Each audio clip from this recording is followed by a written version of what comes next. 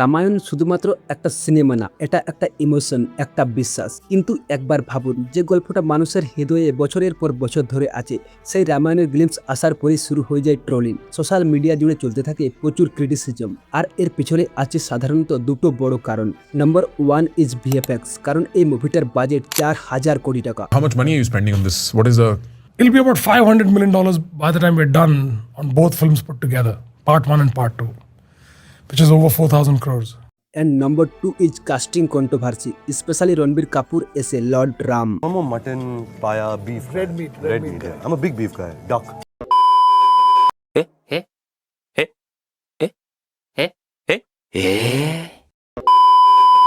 তো আজকের এই ভিডিওতে আমরা এই পুরো বিষয়টাকে ডিটেলসে ব্রেকডাউন করব এবং দেখব আসল সত্যটা কি। তো চলুন আজকের এই ভিডিওটাকে শুরু করা যাক।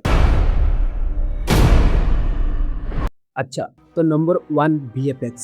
অ্যাজ পার নমিত মলুদ্রা, রামায়ণের দুটো পার্টের মোট বাজেট 4,000 কোটি টাকা। ইসরোর চন্দ্রযান 3 মিশনে মোট খরচ হয়েছিল মাত্র 615 কোটি টাকা।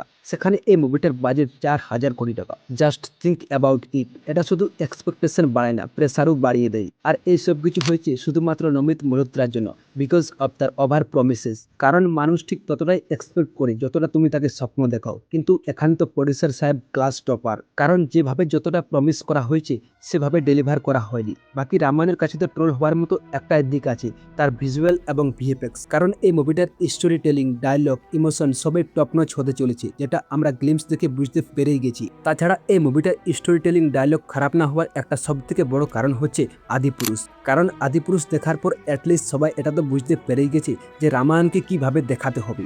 বাকি রামায়ণের মতো মাইথোলজিক্যাল গল্পকে নিয়ে সিনেমা বানানোর জন্য একটা সবচেয়ে বড় প্রবলেম হচ্ছে কিভাবে তুমি এত বড় একটা গল্পকে সিনেমার মধ্যে দেখাবে, যখন সবাই এই গল্পটাকে অলরেডি জানে। কিভাবে তুমি আবার মানুষের মনে ইমোশনটাকে জাগাবে, কিভাবে তুমি ফিল করাবে। আর আমার মনে হয় না মেকার্সরা এখানে ব্যর্থ হবে। তো বাকি রইল ভিএফএক্স এবং ভিজুয়াল, কারণ মানুষ রামায়ণ মুভিটাকে দেখতেই যাবে এই কারণেই, কারণ গল্পটা আমরা সবাই জানি। তো মুভিটাকে দেখার জন্য সবচেয়ে বড় কারণ হচ্ছে মডার্ন ভিএফএক্স এবং ভিজুয়াল। আর তারা যদি এখানেও ফেল হয়ে যায় তাহলে মুভিটাকে কেউ আটকাতে পারবে না দ্বিতীয় আদিপুরুষ হওয়া থেকে। বাকি এমন না যে মুভিটার ভিএফএক্স প্রচুরই খারাপ আদিপুরুষের মতো। ভিএফএক্স এবং ভিজুয়াল যথেষ্ট ভালো, স্পেশালি কিছু কিছু সিন বাদ দিয়ে।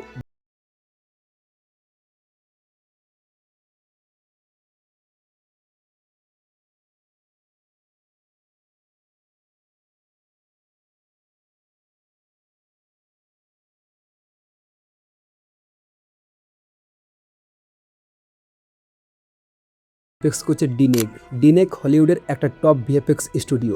ইন্টারস্টেলার, ইনসেপশন, ডিউন এইসব মুভির ভিএফএক্স এর জন্য অস্কার জিতেছে এই স্টুডিও। একটা দুটা না ভাই, 8টা অস্কার আছে এই স্টুডিওর হাতে। আর তারা এখন রামায়ণের ভিএফএক্স কে হ্যান্ডেল করছে। সো বিশ্বাস তো করাই যায় যে যা কিছু হোক না কোনো শেষে সবকিছু ভালো হবে। বাকি এই মুভিটাকে ডাইরেক্ট করছে নীতিশ তিওয়ারি, যে এর আগে দঙ্গল আর ছিচড়ের মতো সিনেমা বানিয়েছে। তো ভুল করার কোনো চান্সই নেই। বাকি অনেকেই গেমসে দেখানোর ডেমনদেরকে নিয়ে ক্রিটিসাইজ করছে যে আমাদের স্ক্রিপ্টার্সে দেওয়া বর্ণনা অনুসারে মিল খাচ্ছে না। অবশ্যই এটা একটা পয়েন্ট, বাট ইটস ওকে। সবার নিজের নিজের একটা ইমাজিনেশন থাকে, আর এটাকে বলা হয় শিল্পীর স্বাধীনতা। পরিচালক নিজের দৃষ্টিভঙ্গি অনুসারে চরিত্রগুলোর রূপকে ডিজাইন করে যাতে মডার্ন অডিয়েন্সের কাছে সেটা আকর্ষণীয় লাগে।